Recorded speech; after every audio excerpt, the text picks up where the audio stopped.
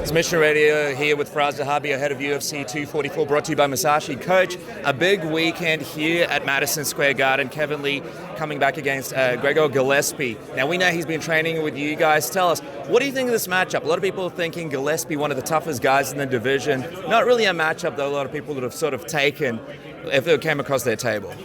I think Kevin is serious about being world champion, and to be world champion, you have to take tough fights. It's just 99% of guys who get to the title fight, they went through a tough road. Look at George St. Pierre's climb to the title fight. It was rough. It was kill or be killed, and every fight was tough. So I like game fighters like this. I think I admire him for taking this fight. How do you beat a guy like Gillespie, a guy who hasn't really shown too many holes thus far in his career? Oh, he's definitely a supremely dangerous competitor, but he's also cutting now into the top 10, which is very different. And I know he's top 15, but now he's coming to the we're talking about top 15, top 10. It's a whole different world. We're gonna have to find out on Saturday what it looks like, because you have a very young and exciting new fighter in Gregor, but you also have a very seasoned and experienced Kevin Lee. So it's experience versus the youth. Gregor's obviously an amazing wrestler, GSP, a great wrestler in his own right. How has working with GSP, you think, sort of aided Kevin going into a fight like this? Was GSP a big part of this training camp, using his wrestling to sort of try and simulate Gillespie a little bit? Yeah, George has been very helpful. We've also had other wrestlers, world-class wrestlers come down. We've been preparing for the wrestling. So Gregor is a phenomenal wrestler, but we are very confident for this. Another news, obviously, on the card, this BMF title between Nate Diaz and Jorge Masvidal. I'm just wondering, Coach, what's your thought on this title coming into the mix? A lot of people actually think, in a sneaky way, this could become the 165-pound belt, the belt that you guys sort of wanted to see happen a while ago. Are you with that sort of conspiracy theory? I think it's going to develop into something. I don't think it's going to die off. BMF is never going to die off. In my opinion, the fans are going to demand it. The fighters are going to demand it. It's going to be good for business. It should be 165. That would be great. But it could also just stay BMF, fan favorites. Guys who go out there and they're not playing judges, they're not playing points. They're just really fighting. It could become a cultural thing in the UFC. I could see it. I can't see how it dies out. I know UFC is saying it's going to be one and done, but I don't think so. The demand is just going to be too strong for it. You obviously do some tremendous breakdowns on your YouTube channel. We urge people to check it out if they haven't. But regarding this fight, who do you see coming out on top, and how do you see it playing out? I like Masvidal. I'll be honest with you. I feel like he can win the fight in a number of ways, whereas Diaz can really win it in one way: high volume, persistent, 5-round, persistent volume. Can he do it against Masvidal? I think Masvidal's too smart for that. I think he's too seasoned. However, I like the fact that it's 5 rounds for Diaz. My other concern is I feel like I've seen Masvidal in the media every single day. I hope he's taking Nate Diaz super seriously, because Nate Diaz is far more dangerous than he appears. His results speak for themselves. He's won fights people thought he wasn't going to win. So many times we thought he wasn't going to win, like for instance McGregor. We didn't think he would ever stop McGregor, and lo and behold, he stops McGregor, the double champ. Yeah. So what I'm saying is, if he's underestimating Diaz, he's going to lose. I hope he's not. I'm picking him to win. I'm picking Masvidal to win. But I really hope he's not underestimating Nate Diaz. Well, I was going to ask you, how much of a factor do you think that could be with fighters? A guy like Masvidal, who's sort of been overlooked his entire career, and now all of a sudden, after his last 2 fights, like he just rocked up. He's literally just over there now. And he came, admittedly a little bit late. How much of a factor do you think that plays in on this one? He's the future BMF champ, so he can do what he wants. I think he can walk. I think that's part of the allure. He's gonna come in late. He's not gonna do what he's supposed to do. I think that my only fear for him is if he didn't take Nate seriously, because Nate is a spoiler. He's a real fighter. When you hit him, he's not gonna panic. Nate, he's gonna be there till the bitter end. You have to put him away for real. So I know Masvidal's game to do that. He's done it in the past. We don't call him game bred for nothing. But I just feel like the superstardom you're talking about sometimes can be difficult to manage. Becoming a superstar at this level. He was a superstar before, but at this level, you have to manage that. It's part of the fight. It's part of the preparation. And sometimes we learn the hard way about being a superstar. A lot of people bring up GSP in this Nate Diaz conversation. Obviously, you guys did a great job against Nick. But what is the situation with a guy like George? And if Nate does win this thing and become the BMF champion, does the focus shift away from Khabib for you guys and maybe onto Nate as possibly a return fight for GSP? Is there more interest in that one because you don't have the 155 weight cut in that? I wouldn't consider George for the BMF title. You know, he's too much of a nice guy.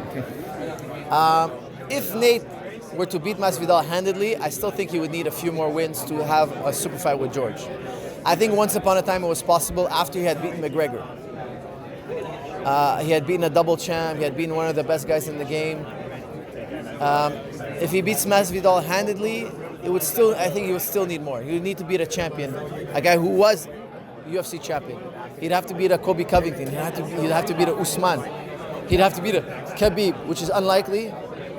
He'd have to do something like that to get George's attention, in my opinion. So you said Khabib is unlikely. Is there a possibility? No, he'd have to beat a Khabib. Oh, a guy like that. Yeah. And that is unlikely. Yeah. Is it possible that we still see GSP and Khabib, at 155? That was the goal for a long time, right? At 155 right now, I don't think so. I'll be honest with you. I feel I'm not speaking for George. Yeah. I feel that was something we wanted to do a couple of years back. I think there was a time after he beat McGregor, there was a time George would sacrifice to make 155. And I'm only saying that because George is going to have to live a certain lifestyle to make 155. He's going to have to go really deep in the dieting and cutting weight. Is it worth it for George? At this point in his life, I don't think he'll do it. So then if not lightweight, who would a potential return be against? Would it be against the champion at welterweight? Would it be back at middleweight? I would love for them, and I know I'm just dreaming here. Yeah. 165 title fight, George St. Pierre, Khabib, junior welterweight championship, something like that. Let's make a mega fight, christen a new, birth a new division. I know it's not a very popular idea. I think maybe with the fans, but maybe not with the UFC. I don't know. But if I had to pick, if I was holding all the cards, 165 world title fight, Khabib, first ever, welterweight, junior welterweight championship, George St. Pierre versus Khabib. If the choices were between, because the UFC have been so reluctant to do 165, right? If they never did it and the options were between, say, 155 Khabib or welterweight, an Usman or a Colby, what would it sort of come down to? Who would be the deciding factor there? For George to come back to the welterweight title doesn't make sense, and I'll tell you why. If he were to win the title, UFC would be upset if he retires. Yeah. And so he'd have to stay champion. That means he'd have to fight every 3-4 months. That means he'd have to uproot the way he's living right now. He'd have to go back to how he was when he was 20. But he's nearing 40. So would the UFC give him a one-shot title? No, they wouldn't. They would want a commitment from him. He can't give you that. You have to get married if you want to be champion. You understand? You have to get remarried. But you just got divorced. Mm-hmm. You want to go back and remarry? No, you don't want to. You're 40 years old. If he was 20, it would make sense. If he was mid-20, it would make sense. He can't carry a title again for 4 or 5 years, 3-4 years. It's a one-shot deal. Well, I was wondering, you mentioned that he's nearing his 40s. Is there a time limit here until this return is no longer possible in your mind? How long do we have for the UFC to really make something happen?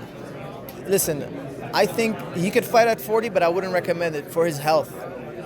We saw what happened with Adonis Stevenson in boxing. He's a very healthy, fit man. He can fight. But then he fell into a coma. He had an aneurysm, I believe. Forgive me if I'm not remembering the diagnosis, but he fell into a coma for some kind of brain trauma. It's because he's 40, or at least that's a factor, I should say. It's a factor. A lot of these fights, if you look at them, if that fight happened early in his career, it's unlikely he's subject to so much damage. I'm not a doctor, but I would assume it has something to do with his age. George has a lot of miles on his body. This is what I'm trying to say. Yeah. We can't play the game forever. I think he's back for one title fight or one mega fight, super fight, something for the fans. We don't want to ruin nobody's division. We respect the UFC's divisions. We get it. It's important. If you're going to be champion, you have to defend the title. You have to stay here. You can't just ruin the division, win a title and leave. It discredits the division. So I don't think George wants to do that. So it would have to be a catch weight, a super fight, something the fans want to see, something the UFC wants to put on, something that motivates George. If, for instance, Kobe Covington is champion for 4 years in a row, that would interest George, but he's going to be in his 40s. Yeah. So it has to happen now. But there's no champion. The welterweight champions are always getting dethroned after a year or two. George was champion for about 9 years, if I'm remembering correctly. 9 years. Nobody's done that in welterweight division. And George doesn't have time to wait for somebody to do that. So it's a one fight, super fight, mega fight, something of interest. As we wrap up, you mentioned Conor McGregor earlier on, how if Nate would have tried to get that fight after the Conor McGregor fight, the GSP fight, it would have made sense. Conor McGregor has been a guy that's been like that super fight the fans have wanted. It kind of feels like that's gone now. Do you think the time is gone where the McGregor GSP fight could have been put together? Or do you think if McGregor comes back, wins January 18th, has another win, that's still a fight you guys would look at? I'll tell you one thing. If they booked McGregor GSP, George St. Pierre, everybody's going to complain about it, and then on fight night, everybody's going to tune in and is going to break the record of the pay-per-view sales. That's the truth. They're going to bellyache, and on fight night, they're going to go and purchase the pay-per-view. Is that true or not? Are you not going to watch? Are you not? Everybody's going to watch. Regardless of the outcome, everybody wants to see those colossal two names. I don't think it's going to happen. I think people want to see McGregor come back and fight a couple of fights and get another shot at the title, work his way up there. But if that fight were to happen, everybody's buying it. There's no question. Like, I don't care how many times, if they both lose 2-3 times in a row even, people want to see that fight. Just because it's so intriguing. Well, I'll tell you what, you've got a big assignment at UFC 244 with Kevin Lee, with Gregor Gillespie. Coach, thank you so much for joining us. Best of luck. We can't wait to see what happens next for TriStar. Thank you.